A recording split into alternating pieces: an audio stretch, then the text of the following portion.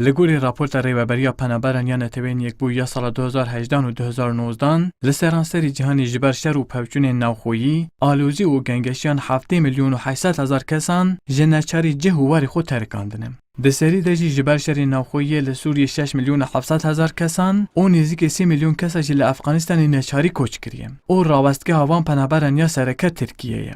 لگوری دانه فرمی نها نزدیک 4 میلیون و 900 هزار پنابر لترکیه دجین و لسر ماف و کیشین وان پنابران به پیشنگی نتوین یک بوی حکومت آلمانیایی و کماله پنابران لانقره پایتخت ترکیه کنفرانس اکات ساز کرن.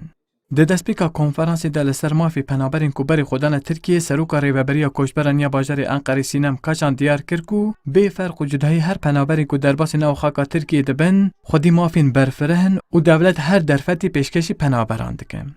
Öncelikle 69. maddede لگوری خالا شستو نهان آیاسایا بنگهین بیانی آنجی پنابرین خودی ستاتویا پاراستنا دمکینه مافنوان ان حقوقی تندرستی پروردهی و یک کارکرنی هنه.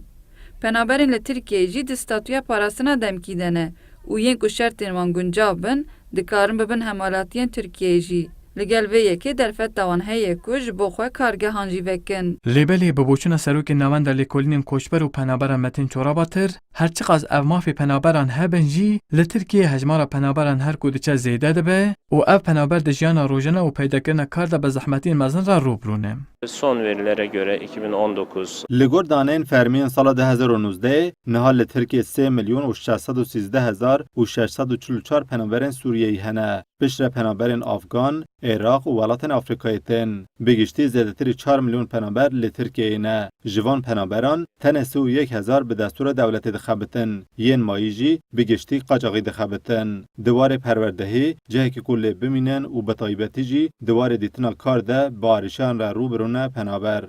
هر وها لگوری دانه فرمی آری و بریا کوچبران لترکیه جبو 3 میلیون و 600 هزار پنابرین سوریهی 13 کامپین پنابران هاتن آوا کرن و تن 109 هزار پنابر دوان کامپان دا دجین.